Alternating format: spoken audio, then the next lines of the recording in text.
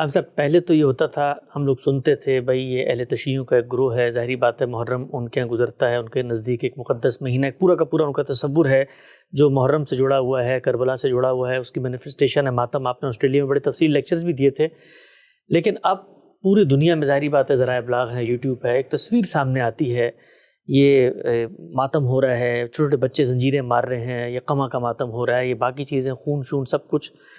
ایک گروہ ہے، ان کے بعض تصورات تھے، انہوں نے اس کی مینیفسٹیشن کا نام ماتم دے دیا۔ لیکن دینی لحاظ سے اگر پوچھا جائے کہ بھئی ایک مسلمان ہے، ہمیں تو اللہ تعالیٰ کہتے ہیں بھئی مصیبت بھی پڑی ہے تو آپ نے صبر کرنا ہے، یہ جو پورا کا پورا ایک ظاہرہ اور ایک شاکلہ بنتا ہے ماتم کے نتیجے میں، اس سے ایک بندہ مومن کے جو ورلڈ ویو ہے اسلام کی حیثیت سے، آپ کی نظر میں یہ ماتم کیا چیز مطلب کہاں کھڑا ہوا ہے؟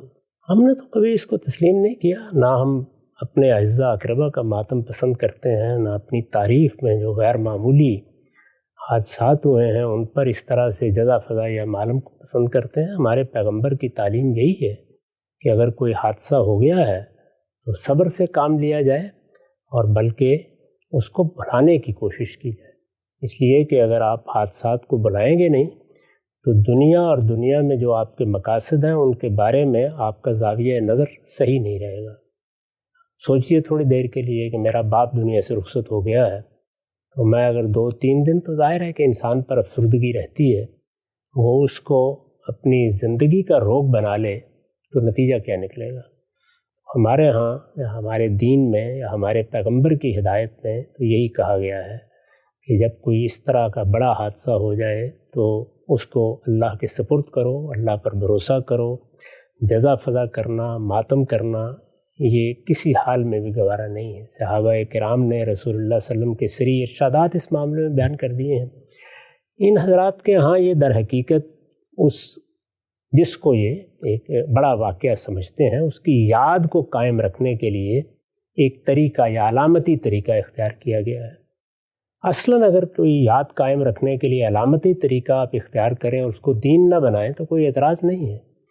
قیام پاکستان کو یاد کرنے کے لیے بھی آپ نے ایک علامتی طریقہ رکھا ہوا ہے۔ دنیا کے مختلف ملک اپنے یوم آزادی کو اسی طرح کسی علامت کی صورت دے دیتے ہیں۔ قومی وقار کو ہم جھنڈے ترانے کی صورت میں ایک علامتی اظہار دیتے ہیں۔ علامتی اظہار تو انسان کی ضرورت ہوتی ہے، تو وہ یہ سمجھتے ہیں کہ انہوں نے جو ان کا ایک موقف ہے اس موقف کی یاد تازہ رکھنے، اور وہ موقف چونکہ ان کے خیال کے مطابق اپنے اندر ابدیت رکھتا ہے، یعنی ایک ایسی چیز ہے جو پیغام دیتی ہے، تو اس کے لیے ایک شعیرہ یا اس کے لیے ایک علامتی اظہار کا طریقہ ہم نے اختیار کر لیا ہے۔ تو میں نے عرض کیا کہ علامتی اظہار کے یہ طریقے اگر دین کے خلاف نہ ہوں تو کوئی معنی نہیں، آپ اختیار کر سکتے ہیں، ساری دنیا اختیار کرتی ہے۔ میرا احساس یہ ہے کہ شاید موجودہ دنیا میں اب خود ان کے اپنے لوگ یا آہستہ آہستہ انہیں مجبور کر دیں گے کہ وہ اس میں ترمیم کر لیں، اس کا انتظار کرنا چاہیے۔